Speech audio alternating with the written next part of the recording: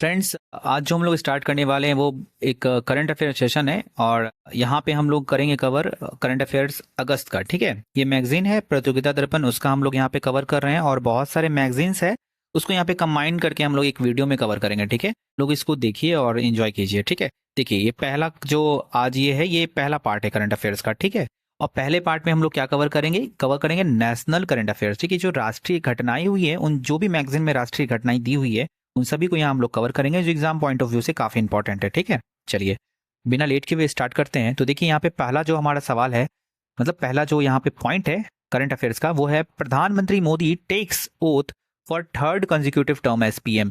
यानी कि प्रधानमंत्री मोदी ने यहाँ पे तीसरी बार प्रधानमंत्री के पद पर शपथ लिया है। ठीक है, चलिए अब देखते हैं इसमें क्या क्या इंपॉर्टेंट पॉइंट्स है। तो देखिए यहाँ पहला जो ये लोकसभा चुनाव से इंपॉर्टेंट पॉइंट्स बनता है वो है कि beginning of the 18th Lok Sabha, यहाँ पे 18वीं लोकसभा की शुरुआत हो चुकी है। ठीक है, चलिए नेक्स्ट देखते हैं। नेक्स्ट है इन्होंने शपथ कब लिया है।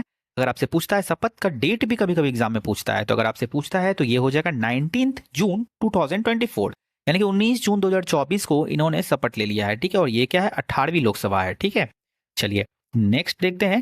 नेक्स्ट जो इंपॉर्टेंट पॉइंट है ये है पार्टी का नेम। अगर आपसे पूछता है, ठीक है, यहाँ पे हो सकता है पार्टी का नेम तो आपको पता हो, एनडीए, चलो ठीक है मान लिए, लेकिन यहाँ पे अगर इसको फुल फॉर्म पूछता है ना तो बहुत अच्छे अच्छे अटक जाएंगे। तो यहाँ पे याद रखिए नेशनल डेमोक्रेटिक अलायंस। ठीक है, यहाँ पे एक ऑप्शंस भी ऐसे दे देते हैं ना एग्जामिनर की, यहाँ पे लोग कंफ्यूज कर जाते हैं। तो यहाँ पे क्या है कि अगर आप इसको अच्छे से याद करते हैं तो एक नंबर आप आराम से चुरा सकते हैं।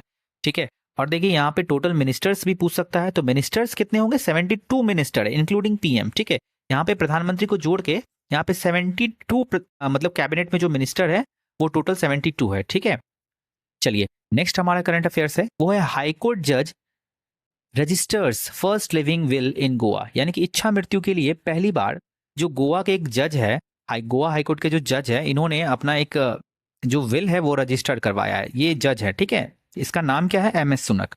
क्या है, एम एस सुनक इनका नाम है, और इन्होंने इच्छा मृत्यु के लिए ये अपना जो एक दायर करवाया है। ठीक है, एक विल लिखाया है। ठीक है, तो इसमें जानते हैं कि ये इच्छा मृत्यु क्या है भाई, इसके बारे में देखते हैं थोड़ा सा। तो देखिए ये मिस्टर सुनक है, पहला पॉइंट। दूसरा पॉइंट कह रहा है लिविंग विल क्या है, एन एडवांस मेडिकल डायरेक्टिव। ठीक है, and for his family for when he can not make his own decision. ठीक है, यहाँ पे जो ये पहली बार ये एक ऐसा एक डॉक्यूमेंट है एडवांस में जिसमें कि लिखा रहता है कि अगर वो अपने खुद के डिसीजन नहीं ले पाते हैं तो उनके साथ क्या क्या किया जाए। तो देखिए इच्छा मृत्यु की अगर बात करें, यानी कि यहाँ लिविंग विल की बात करें, तो भारत में जो देखिए सबसे पहले लिविंग विल की बात करते हैं। तो लिविंग विल दो प्रकार का होता है। ठीक है, लिविंग विल अगर देता है तो उसमें दो चीज होता है, एक होता है एक्टिव इथोनेसिया, ठीक है, एक होता है पैसिव इथोनेसिया। ठीक है, एक बार देखते हैं इसको अच्छे से। ठीक है, देखिए पहला क्या है, एक्टिव इथोनेसिया, और दूसरा है पैसिव इथोनेसिया। ठीक है, ये जो एक्टिव इथोनेसिया है ना, यही भारत में अलाउ किया गया है। ठीक है, सॉरी, ये पैसिव इथोनेसिया को अलाउ किया गया है। ठीक है, ये पैसिव, और पैसिव इथोनेसिया क्या है, Supreme Court has recognised passive euthanasia is that holding or withdrawal of life sustaining treatment is that ventilator when a patient is unable to make their own decision. जब patient अपने खुद के decision नहीं ले पाते हैं तो इसके लिए पैसिव इथोनेसिया का यहाँ पे प्रावधान किया गया। ये तो पैसिव हो गया ना। तो देखिए पहले आपको मैं समझाता हूँ कि देखिए दो टाइप का इच्छा मृत्यु हुआ, एक हो गया एक्टिव इथोनेसिया, ठीक है, और एक हो गया पैसिव इथोनेसिया। ठीक है, तो देखिए दोनों में क्या होता है, दोनों में इच्छा मृत्यु दिया जाता है, दोनों में इच्छा मृत्यु यानी कि लिविंग विल दिया जाता है। ठीक है, आपको मृत्यु दोनों में मिलेगा, लेकिन दोनों का टाइप दूसरा तरीका का होता है। ठीक है, एक्टिव इथोनेसिया में क्या है कि आपको जो है कोई ऐसा जहरीला इंजेक्शन दिया जाएगा, ठीक है, या फिर आपको कोई जहरीला इंजेक्शन दिया जाएगा, या फिर कोई ऐसा कोई दवाई दिया जाएगा, या किसी दवाई का ओवरडोज दिया जाएगा जिससे आपका डायरेक्ट मृत्यु हो जाए। ठीक है, यानी कि डायरेक्ट मृत्यु के लिए ये एक्टिव इथोनेसिया दिया जाता है, और पैसिव क्या है, इनडायरेक्ट मृत्यु के लिए, यानी कि आपका मान लीजिए आप बहुत ही बीमार हैं और आपको वेंटिलेटर लगाया गया है। ठीक है, वेंटिलेटर पे आपकी जिंदगी है, तो क्या है कि अगर वेंटिलेटर को हम हटा लेते हैं ना तब आपकी मृत्यु आराम से हो जाती है। ठीक है, तो इसमें क्या है कि आपको कोई सपोर्ट जो आपको लगा हुआ है ना, जो मेडिकल जो आपको सपोर्ट है, वो सपोर्ट को हटा लिया जाता है। इसमें कोई जहरीला पदार्थ नहीं दिया जा रहा है, कोई इंजेक्शन नहीं दिया जा रहा है। लेकिन एक्टिव इथोनेसिया में क्या है कि एक जहरीला पदार्थ दे के आपको मृत्यु किया जाता है। तो ये है एक्टिव इथोनेसिया और पैसिव इथोनेसिया। यही पैसिव इथोनेसिया को इंडिया में अलाउ किया गया है। ठीक है, इसमें वेंटिलेटर का जिक्र किया गया है। तो वेंटिलेटर का मतलब ये हुआ कि अगर आपको वेंटिलेटर आप पे लगा हुआ है तो वो वेंटिलेटर हटा लिया जाएगा, जो दवाई आपको दिया जा रहा है, जो ट्रीटमेंट, वो आपको हटा लिया जाएगा, ताकि आप अच्छे से आपको मृत्यु मिल पाए। क्योंकि आपने जो वो विल लिख दिया था पहले कि मेरी मृत्यु में हमें ऐसा मृत्यु चाहिए तो आपको मिल सकता है। तो भारत में सुप्रीम कोर्ट ने पैसिव यूथनेसिया को अलाउ कर दिया है, ठीक है। चलिए यही है एक्टिव यूथनेसिया और ये है संथारा। हाँ, ये एक संथारा भी बहुत इंपॉर्टेंट है क्योंकि एक जैन पद्धति है, ठीक है। इसमें क्या होता है, एक संलेखना पद्धति होता है, इसी को संलेखना पद्धति भी कहते हैं। इसमें क्या होता है कि ये एक जैन धर्म का प्रैक्टिस है। इसमें क्या होता है कि जैन धर्म के जो लोग होते हैं, जो भी उनके संत होते हैं, तो उनको मृत्यु चाहिए होता है, तो वो क्या करते हैं, अपने भोजन को त्याग कर, अपने खाना पीना को त्याग कर मृत्यु अपने आप को दे देते हैं, ठीक है। अपना मतलब प्राण को त्याग देते हैं, ठीक है। ठीक है, इनका ये प्राण त्यागने का तरीका है, क्योंकि इनको मोक्ष मिल चुका है, अब इन्हें जो है जीवन से मृत्यु चाहिए। तो इसके लिए ये क्या करते हैं, संलेखना पद्धति का ट्राई करते हैं और संलेखना पद्धति से ही अपने जीवन को जो त्याग देते हैं। तो अगर आपसे पूछता है कि संलेखना पद्धति किससे रिलेटेड है, तो जैन धर्म से। ऑप्शन देगा जैन धर्म, बौद्ध धर्म, आजीवक धर्म, हिंदू धर्म, तो आपको जैन धर्म यहाँ पे टिक लगाना है। क्लियर। तो हो सकता है कि क्योंकि यहाँ पे लिविंग विल का चर्चा हुआ है, तो ये पॉइंट भी यहाँ पे टच कर रहा है, तो इसलिए मैंने यहाँ पे इसको दे दिया है, ठीक है। चलिए, और ये अगर आपसे पूछता है कि ये कौन से आर्टिकल में है, तो ये आर्टिकल है 21 है, यानी कि मृत्यु का अधिकार आपसे अगर पूछता है तो किस आर्टिकल में है, तो आर्टिकल 21 में। इच्छा मृत्यु, राइट टू डाई, यानी कि मृत्यु का अधिकार, यानी कि मरने का अधिकार किस आर्टिकल में, तो आर्टिकल 20 है। तो ये पॉलिटी के पॉइंट ऑफ व्यू से इंपॉर्टेंट है आर्टिकल, क्योंकि ये न्यूज में है तो आर्टिकल यहाँ पे बन सकता है, ठीक है। तो इसलिए सेम मैंने कवर यहाँ पे किया है। चलिए नेक्स्ट देखते हैं क्या है। नेक्स्ट हमारा टॉपिक है cabinet note 3 crore rural under प्रधानमंत्री आवास योजना। तो प्रधानमंत्री आवास योजना यहाँ पे इंपॉर्टेंट हो जाता है, तो आवास योजना के बारे में एक बार हम लोग देख लेते हैं क्या है। तो पहले जानते हैं कि क्या क्या जो है हमारे गवर्नमेंट की है। तो सबसे पहला पॉइंट है यही है कि approved in the first cabinet meeting, यानी कि कैबिनेट मीटिंग जैसे पहला कैबिनेट मीटिंग हुआ ना, तो उसी में ये अप्रूव किया गया। कौन सा, ये आपसे पूछ सकता है कि जैसे ही प्रधानमंत्री मोदी ने यहाँ पे शपथ लिया, तो सबसे पहले उन्होंने कौन सी योजना के अंतर्गत काम किया, तो ये प्रधानमंत्री आवास योजना, ठीक है। पूछता है कितना रुपए यहाँ पे दिए, तो 3 करोड़ रुपए दिए हैं, ठीक है। कितना दिए हैं, 3 करोड़ रुपए दिए हैं, ठीक है। और इसमें क्या है, 2 करोड़ ग्रामीण के लिए दिए हैं और प्रधानमंत्री आवास योजना अर्बन के लिए 1 करोड़ दिए हैं, ठीक है। चलिए नेक्स्ट पॉइंट जानने से पहले इसका हम लोग जानते हैं कि 8 माइलस्टोन, यानी कि 8 साल प्रधानमंत्री आवास योजना का यहाँ पे पूरा हो चुका है, जिसमें कि कुछ इंपॉर्टेंट पॉइंट्स है, हो सकता है स्टेटमेंट में आपको पूछ दे। यहाँ देखिए पहला पॉइंट क्या है, more than 112 lakh houses grounded, 112 lakh houses grounded किया गया है, जिसमें कि 75 लाख हाउसेस कंप्लीट, यानी कि 75 लाख घर बन चुका है। कौन, इसी योजना के अंतर्गत, ये हम इसी योजना का बात कर रहे हैं, ठीक है। इसमें क्या है, 75 लाख हाउसेस को कंप्लीट कर दिया गया। Inclusion of middle class for the first time, इसमें क्या है कि मिडिल क्लास को बहुत ज्यादा सपोर्ट मिल रहा है, ठीक है, क्योंकि ये आवास योजना से तो घर बन रहा है, तो उसमें बहुत उन लोगों को सपोर्ट मिल रहा है। कैसे, यहाँ पे वुमेन एम्पावरमेंट भी मिल रहा है, क्योंकि घर में वुमेन सुरक्षित है और एक पक्का हाउस में रहती है, तो उसमें ज्यादा सुरक्षा मिलता है, ठीक है। और इसमें क्या है, empowerment generation due to huge investment, यानी कि एम्प्लॉयमेंट जनरेशन हो रहा है। यहाँ पे एम्प्लॉयमेंट जनरेशन कैसे हो रहा है, क्योंकि यहाँ पे घर बनाया जा रहा है और मजदूर है वहां पे काम करने आ रहे हैं, तो क्या हो रहा है, इसका यहाँ पे ह्यूज जो बहुत ज्यादा इन्वेस्टमेंट हो रहा है, ठीक है। और यहाँ पे नेक्स्ट पॉइंट है promoting of new innovative construction and technology. यहाँ पे new innovative construction and technology, यहाँ पे जो भी आइडियाज है कंस्ट्रक्शन और टेक्नोलॉजी के लेकर, उसको यहाँ प्रमोशन मिल रहा है, क्योंकि घर बनाया जा रहा है, तो इसमें बहुत सारे आइडियाज मिल रहे हैं कि इतना सारा हम काम कैसे करेंगे, तो इसको लेके जो आइडियाज है उनको प्रमोशन मिल रहा है। Rental houses for urban migrates, जो अर्बन माइग्रेट्स है यानी कि जो शहरी प्रवासी हैं, तो उनको यहाँ पर रेंट हाउसेज का रेंट्स मिल रहा है, ठीक है। तो ये हो गया। और लास्ट पॉइंट है 70 लाख बेनिफिशरीज बिलो 45 एज, मतलब 45 साल के जो उम्र के नीचे के लोग हैं, वो उसका जो संख्या हो गया है वो हो गया 70 लाख, ठीक है। चलिए नेक्स्ट इंपॉर्टेंट पॉइंट क्या है, एडवाइजरी ऑन आरटीई, यानी कि right to education entitlements and nutritional support for children with special needs, ठीक है। न्यूट्रिशनल सपोर्ट के लिए आरटी का एक रिपोर्ट आया है, एक एडवाइजरी जारी की गई है।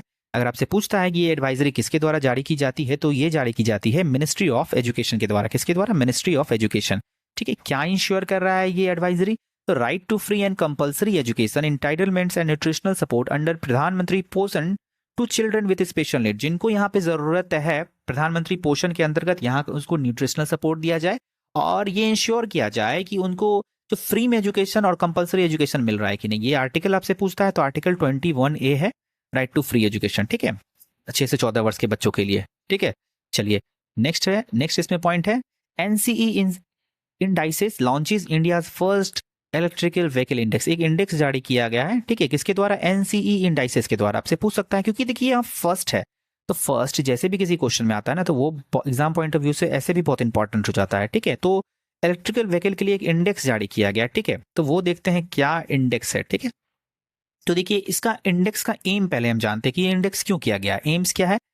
To track the performance of companies involved in EV ecosystem, यानी कि इलेक्ट्रॉनिक व्हीकल इकोसिस्टम में कितने सारे कंपनीज इन्वॉल्व है, इसमें कितने सारे कंपनी संलग्न है, उसको ट्रैक करने के लिए ये जो है एक इंडेक्स जारी किया गया है, ठीक है। चलिए अब देखते हैं, एक नया आर्टिकल है, एक न्यूज आया है। इसमें क्या है? First safety regulation enforcement in India. Safety को लेकर यहाँ पे हम लोग देखें कि बहुत सारा आग वाग लग गया है बहुत सारे जगह, तो सेफ्टी को इंश्योर करने के लिए एक रेगुलेशन को लाया गया है। ये न्यूज में है तो बहुत इंपॉर्टेंट है। चलिए देखते हैं। पहला पॉइंट है रिपोर्ट्स में क्या बताया गया है। रिपोर्ट्स में ये बताया गया है कि 75,000 फायर एक्सीडेंट इन इंडिया, ठीक है। अभी तक का जो एक आंकड़ा है उसमें बताया गया कि 7500 आग लग गया है भारत में, 7500 जगह जो एक्सीडेंट हुआ है भारत में, ठीक है। ये फायर एक्सीडेंट है, यानी कि आग लगने से 7500 इसका केसेज आया है भारत में, ठीक है। नेक्स्ट पॉइंट क्या है? रिपोर्ट्स में 7,435 मृत्यु भी हुई है, ठीक है। इसमें बताया गया कि इतने लोगों की मृत्यु हुई है, ठीक है। अब देखते हैं कुछ इसके मॉडल्स है, इंडिया में क्या इसके मॉडल्स है, ठीक है। India's model for fire and safety, safety के लिए क्या रूल रेगुलेशन है उसको एक बार हम लोग नजर डाल देते हैं, क्योंकि हो सकता है एग्जामिनेशन में पूछ दे स्टेटमेंट देके, ठीक है। तो देखिए यहाँ पे पहला जो है नेशनल बिल्डिंग कोड, भारत में नेशनल बिल्डिंग कोड दिया हुआ है। इस कोड के अंतर्गत क्या आता है? Responsibility of the state government. ये जो नेशनल बिल्डिंग कोड का जो रिस्पॉन्सिबिलिटी है ना, ये रिस्पॉन्सिबिलिटी ये राज्य सरकार के पास है। हो सकता है आपसे पूछ दे किस सरकार के अंतर्गत आता है, राज्य सरकार, केंद्र सरकार, तो इसका क्या है? ये स्टेट गवर्नमेंट के अंतर्गत आता है, ठीक है। क्या होता है? स्टेट गवर्नमेंट के अंतर्गत ये जो कोड मिला है नेशनल बिल्डिंग कोड, ठीक है, स्टेट गवर्नमेंट के अंतर्गत आता है। और देखते हैं क्या क्या है।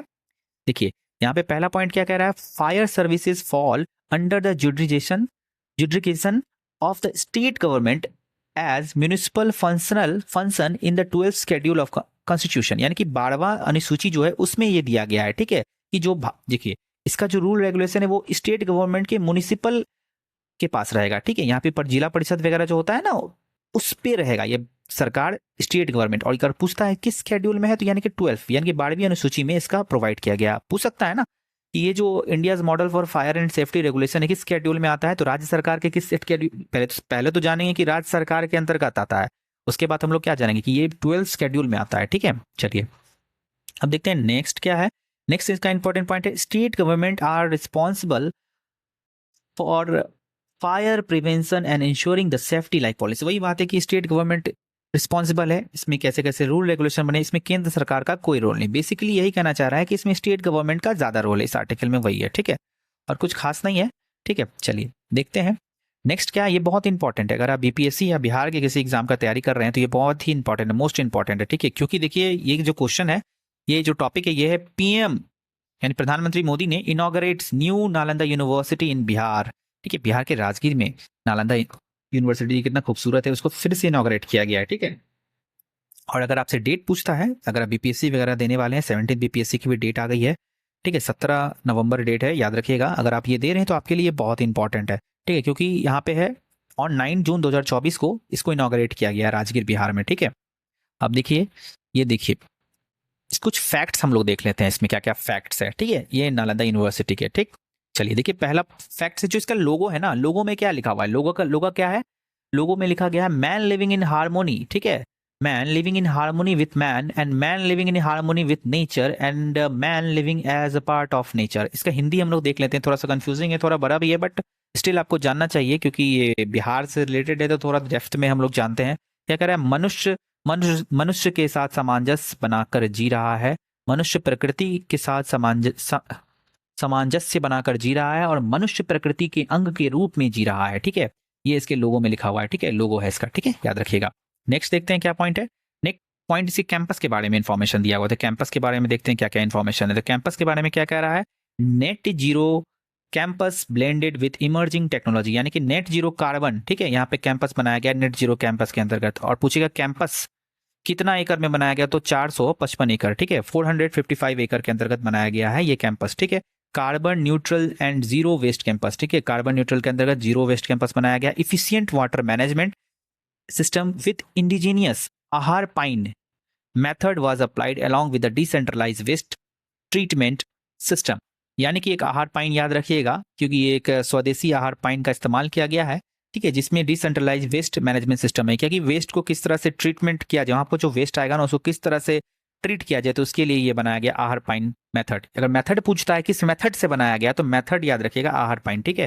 और एक DEVPA टेक्नोलॉजी इसमें यूज किया गया है, उसका फुल फॉर्म याद रखिएगा, यहाँ पे यूज किया गया है DEVAP, DEVAP।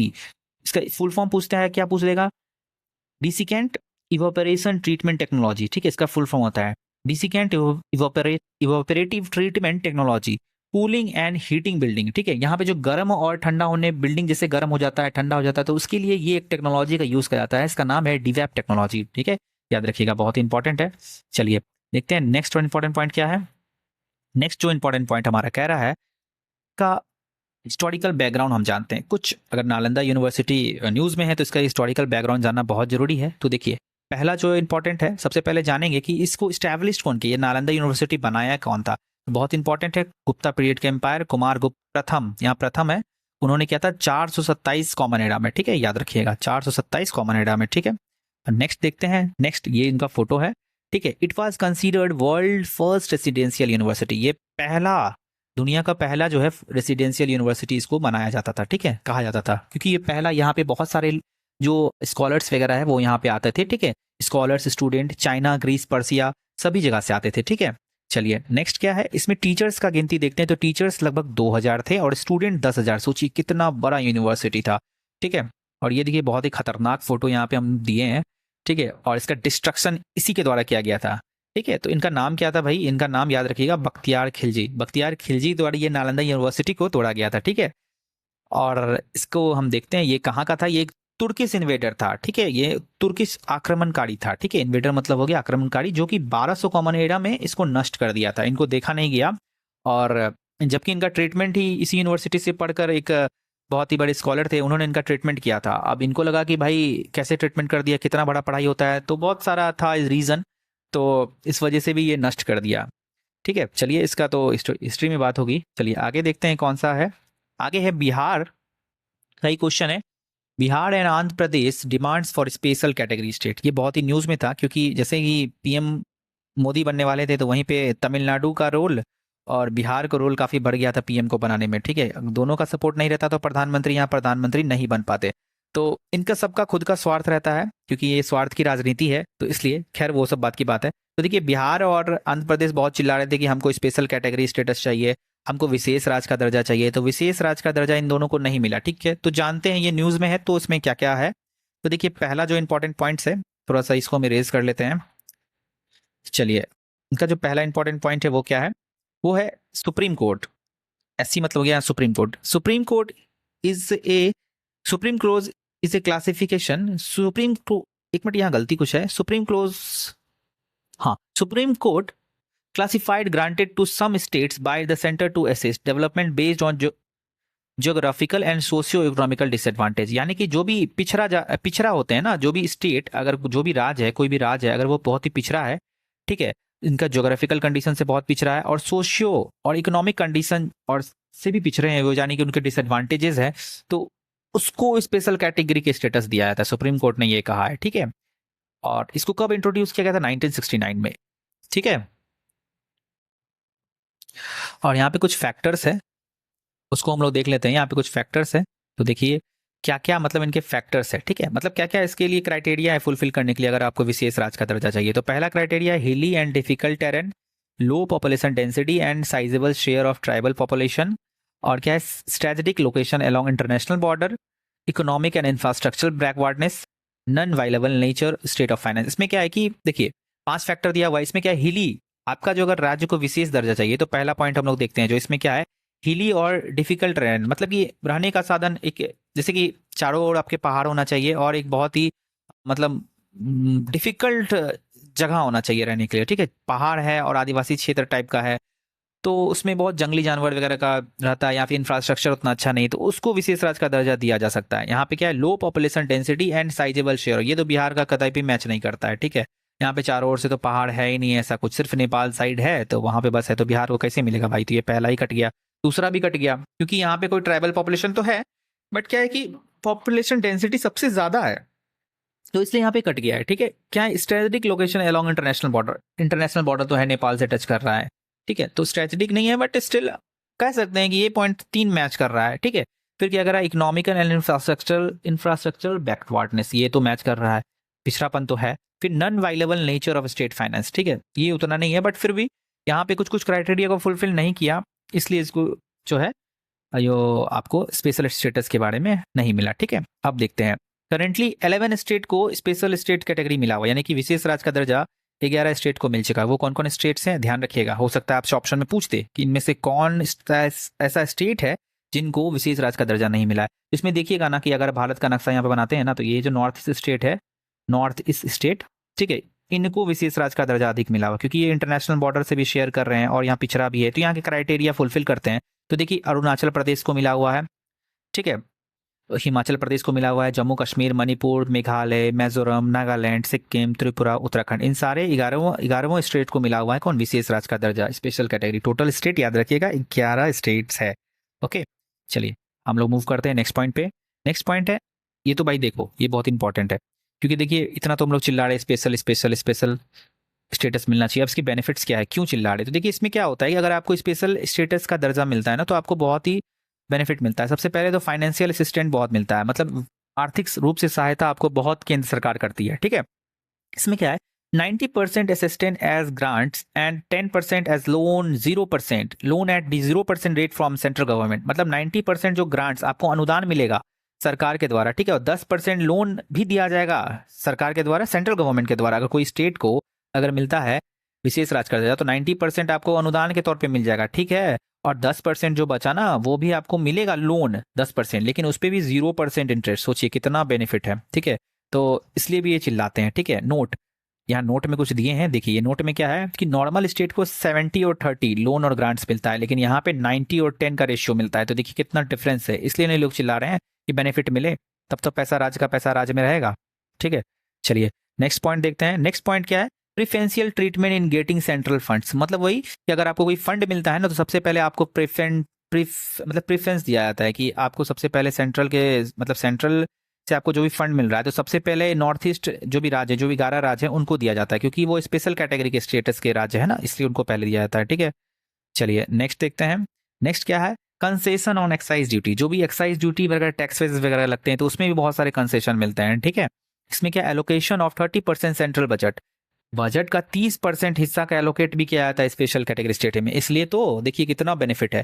और यहाँ नेक्स्ट पॉइंट है, centrally sponsored scheme and external aid 90-10, वही 90-10 का जो मैंने रेशियो बताया, जो भी स्पॉन्सर्ड स्कीम वगैरह में 90-10 होता है, यानी कि कोई भी अगर स्कीम आया ना, मान लीजिए कोई स्कीम आया गया, कोई भी स्कीम लाया गया, तो उसमें क्या है, 90% का जो खर्च है ना वो सेंट्रल गवर्नमेंट करेगी, और 10% सिर्फ जो राज्य करेगा जिनको स्पेशल कैटेगरी स्टेटस मिला हुआ है, ठीक है। 90% सोचिए खर्च सिर्फ मतलब सेंट्रल गवर्नमेंट करेगी। और देखिए हिली एंड डिफिकल्ट टेरेन, ये तो खैर कुछ नहीं, मतलब ये चीज बेनिफिट इसको मिलेगा, ठीक है। चलिए अब देखते हैं नेक्स्ट क्वेश्चन क्या है। हमारा नेक्स्ट क्वेश्चन क्या कह रहा है, railway conducts trial run on world highest arc rail bridge in Jammu and Kashmir.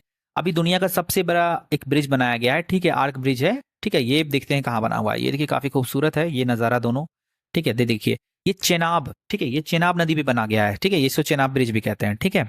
चलिए, और इसका अगर आपको ऊंचाई पूछता है तो 359 मीटर है, बहुत इंपॉर्टेंट है, ठीक है, क्योंकि वर्ल्ड का सबसे बड़ा भारत में बना है, तो ऑब्वियस सी बात है यहाँ पे आपको ये दिखेगा ही, ठीक है। चलिए नेक्स्ट देखते हैं। नेक्स्ट क्या है, ये भी बिहार से रिलेटेड क्वेश्चन है, देखिए इस बार बिहार बहुत न्यूज़ में है, ठीक है, बहुत हाईलाइटेड, तो एग्जामिनेशन भी आ रही है और ऐसे भी बहुत इंपॉर्टेंट हो जाता है क्योंकि न्यूज़ में बहुत बना हुआ है। तो देखिए Patna high court strikes down 65% quota in Bihar, यानी कि आरक्षण जो 65% बिहार में दिया जा रहा था, तो उसको हाईकोर्ट ने उस पर रोक लगा दिया, तो ये बहुत इंपॉर्टेंट है। चलिए देखते हैं क्या क्या है इसमें सीन। देखिए क्यों इसको किया गया, क्योंकि ये वायोलेट किया कर रहा है, ठीक है, ये उल्लंघन कर रहा है, कौन से, किस आर्टिकल का, तो आर्टिकल 14, 15 और 16, ठीक है। अगर 65% आपने आरक्षण दिया है, तो इसका मतलब है आपको, आप जो है कॉन्स्टिट्यूशन का आर्टिकल 14, 15 और 16 को वायोलेट कर रहे हैं, ठीक है। चलिए देखते हैं 14, 15, 16 में क्या कहता है। आर्टिकल 14 क्या कह रहा है, ensure equality before the law and equal protection of law, सबको लॉ के बराबर रखना है, ठीक है। लेकिन यहाँ पे 65% आपने दे दिया, तो ये कहाँ का रीति है, तो आर्टिकल 14 का तो ये उल्लंघन है। चलिए नेक्स्ट देखते हैं आर्टिकल 15। आर्टिकल 15 क्या है, prohibits discrimination on the basis of religion, race, caste, sex और प्लेस ऑफ बर्थ। ठीक है, यहाँ पे क्या है कि आर्टिकल 15 क्या कह रहा है कि आपको जो है यहाँ पे प्रोहिबिट्स किया जाएगा कि अगर आपने रिलीजियन और मतलब रेस, कास्ट, यानी कि जो भी, अगर आप धर्म के बेस पे, कास्ट के बेस पे, रिलीजियन कुछ भी है, या फिर आपके जो लिंग के बेस पे अगर आपके साथ डिस्क्रिमिनेशन किया जाता है तो ये आर्टिकल 15 का उल्लंघन है। तो ये आर्टिकल 15 यही कहता है कि आप किसी के साथ भेदभाव नहीं कर सकते इस आधार पर, religion, race, caste, sex, place और बर्थ। ठीक है, लेकिन यहाँ पे तो हो रहा है ना 60%, 65% अगर बिहार के लोगों को आप आरक्षण दे रहे हो तो इट मीन्स आप वायोलेट कर रहे हो आर्टिकल 15 के। 14 तो कर ही ले हो, 15 भी कर रहे हो। अब आर्टिकल 16 देखते हैं क्या कहता है। आर्टिकल 16 क्या कह रहा है कि provides equality of opportunity in public employment. ठीक है, मतलब सार्वजनिक रोजगार का यहाँ अवसर को सुनिश्चित करने के लिए आर्टिकल 16 लाया गया कि आपको जो है, जो आप रोजगार दे रहे हैं ना, उसमें सबको बराबर का हिस्सेदारी रखा जाए। तो इसके हिसाब से तो आर्टिकल 16 का भी आप उल्लंघन कर रहे हैं। तो 3 आर्टिकल इसमें बहुत ज्यादा वायोलेट हो रहा है, तो वो 14, 15 और 16। ठीक है, क्या है 14, 15, 16 याद रखिएगा। चलिए बढ़ते हैं नेक्स्ट। नेक्स्ट कह रहा है, नेक्स्ट जो है इसी कुछ हम थोड़ा हिस्ट्री देख लेते हैं क्या क्या है। हिस्ट्री ऑफ 50% सेलिंग कोटा, मतलब 50% सेलिंग कोटा का क्या क्या था। पहले एक केस आया था, अगर आपसे पूछता है ये कि देखिए न्यूज में, इसलिए हम लोग इसमें केस को डिस्कस कर रहे हैं, हो सकता है एग्जामिनेशन में केस पूछ दे। तो अगर केस पूछता है तो एक इंदिरा साहनी बनाम भारत सन 1992 में ये एक केस आया था जिसमें 50% रिजर्वेशन का बात कहा गया था। ठीक है, चलिए अब देखते हैं दूसरा पॉइंट क्या है। यहाँ 27% आरक्षण दिया जाएगा। इस केस के अंतर्गत कहा गया है कि 27% आरक्षण उनको दिया जाएगा जो सोशल इकोनॉमिकली बैकवर्ड क्लासेस से बिलोंग करते हैं, यानी कि जो सामाजिक आर्थिक पिछड़ापन से जो ग्रसित है उनको 27% का आरक्षण दिया जाएगा। ठीक है, नेक्स्ट क्या है, यहाँ 50% तक क्या दिया आरक्षण कब दिया जा सकता है, जब सोशल और एजुकेशन बैकवर्डनेस हो। ठीक है, 50%, लेकिन आप 50% से भी आपने पार कर दिया और आपने 65% का आरक्षण दे दिया। It means you are violating the article. चलिए नेक्स्ट है। नेक्स्ट क्या कह रहा है, Kozhikode in Kerala declared India's first UNESCO city of literature. City of literature को डिक्लेयर किया गया है किसको, कोझिकोड को। ये इंपॉर्टेंट है, याद रखिएगा। ठीक है, इसमें ज्यादा कुछ देखना नहीं है, बस वन लाइनर याद रखिए। कुछ जानना है तो इसमें थोड़ा सा हम देख लेते हैं फैक्ट्स। देखिए, also known as Calicut, Kozhikode holds a rich historical and cultural significance, serving as an ancient trading hub and the landing place of Vasco da Gama in 1498। यहाँ पे वास्को डिगामा जो थे 1498 में आए थे और ये बहुत ही ज्यादा यहाँ पे ट्रेड होता था। ठीक है, कोझिकोड में। ठीक है, तो इसके हिसाब से जो है इसको सिटी ऑफ लिटरेचर के रूप में इसको संरक्षित करने का निर्णय यूनेस्को ने लिया है। तो याद रखिएगा सिटी ऑफ लिटरेचर। अगर पूछता है ये कहाँ से, तो ये केरला याद रखिएगा। ठीक है, ये केरला में है, बहुत इंपॉर्टेंट है। ठीक है, क्योंकि यूनेस्को है। चलिए अब देखते हैं नेक्स्ट क्या है। नेक्स्ट हमारा है टू बी कंटिन्यूड। ठीक है, इससे पहले कंटिन्यूड से पहले 2 वन लाइनर करंट अफेयर्स उसको हम लोग देख लेते हैं। ठीक है, चलिए देखिए, Indira Gandhi national centre for arts and sunset TV sign an agreement to make Indian art and culture more accessible to the people. मतलब इंदिरा गांधी IGNC, ठीक है, जो आर्ट्स का है, Indira Gandhi national centre for the arts और सनसेट टीवी दोनों एक एग्रीमेंट साइन किए हैं। ठीक है, जो इंडियन आर्ट और कल्चरल को एक्सेसिबल और बढ़ावा देने के लिए। ठीक है, चलिए ये कुछ खास इंपॉर्टेंट नहीं था इसको, इसलिए मैंने इससे कवर नहीं किया। और देखिए एक इंपॉर्टेंट है कि जो इलेक्शन हुआ था ना उसमें 2 लाख प्लस नोटा वोट पड़ा था। ठीक है, इंदौर में। ठीक है, इंदौर में 2 लाख प्लस, समझ रहे हैं, नन ऑफ द एबव। अगर आप वोट डालते हैं नोटा के बारे में तो आप लोग जानते ही होंगे, तो नन ऑफ द एबव इसका फुल फॉर्म होता है। अगर आपको किसी भी कैंडिडेट आपको पसंद नहीं आता है तो आप नोटा का बटन वहां पे दबा सकते हैं। तो ये 2 लाख से अधिक। पिछली बार बिहार में हुआ था नोटा का सबसे ज्यादा प्रयोग। हमारा क्वेश्चन है कि बिहार में किस डिस्ट्रिक्ट में सबसे ज्यादा प्रयोग हुआ था, आप लोग कमेंट सेक्शन में इसका जवाब दें। तो फ्रेंड्स इसी के साथ आज का ये करंट अफेयर्स हम यहीं पे खत्म करते हैं। उम्मीद करते हैं पसंद आया, तो लाइक कीजिए, सब्सक्राइब कीजिए। Thank you so much.